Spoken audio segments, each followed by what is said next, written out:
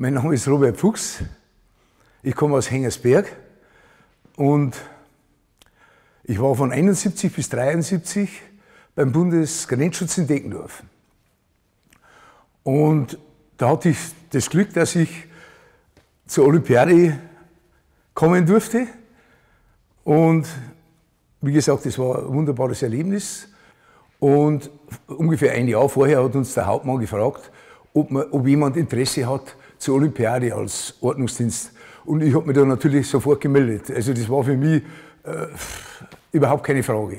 Die anderen haben gezögert, meine Kumpels, und die sind dann nach Fürstenfeldbruck gekommen, also als andere Einsatzkräfte. Ich war als Ordnungsdienst im Einsatz. Vielleicht einmal zuerst, wir sind abkommandiert worden in die Bayernkaserne, also untergebracht.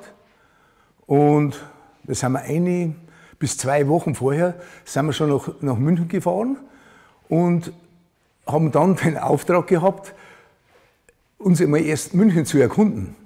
Dass wir haben dann schon die Fahrausweise beim MVV gehabt und dass man den Leuten jetzt, wenn die dann kommen, die aus allen Ländern, dass man denen dann erklären kann, wenn dich einer fragt, wo er hin muss, dass man ihm das erzählen kann und erklären kann. Und dann mit der U-Bahn in die Stadt rein oder vielmehr, wir sind nur in München rumgefahren. Ja, das erste war ja, dass wir in der Bayernkaserne eingekleidet wurden und auch schon ein paar Instruktionen bekommen haben. Aber dann sind wir im Olympiastadion, wie man gesehen hat, im Olympiastadion, da haben wir auch, und dann haben wir mit dem Polizeipräsidenten Schreiber auch noch eine Einweisung gehabt. Also der hat uns dann halt sicherheitstechnische Regeln vermittelt. Aber ansonsten keine Einweisung.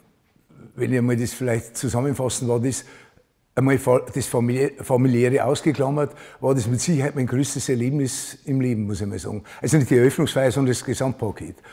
Aber die Eröffnungsfeier war schon natürlich auch das Berauschendste, muss ich ehrlich sagen. Wenn du das direkt hautnah erlebst, kann man eigentlich keinem vermitteln, wenn er es nicht selber erlebt hat. Gell?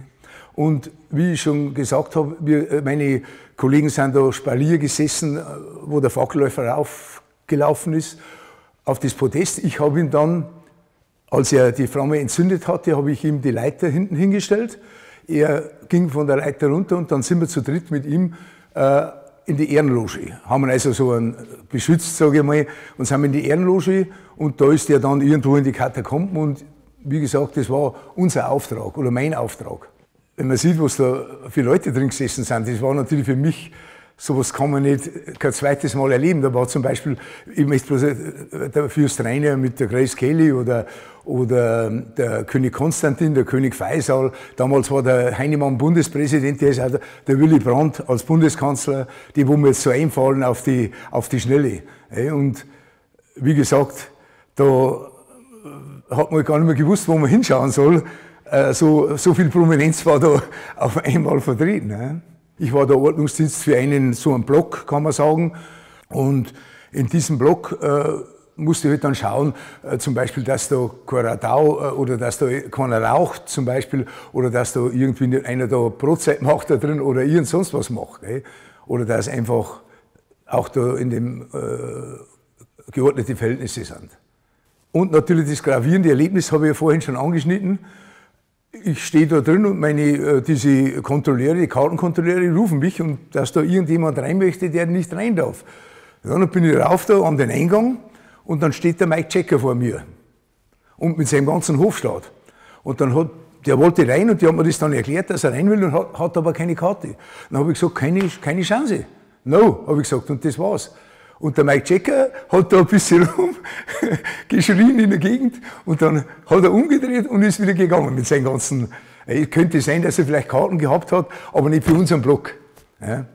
Aber das war ein schönes Erlebnis.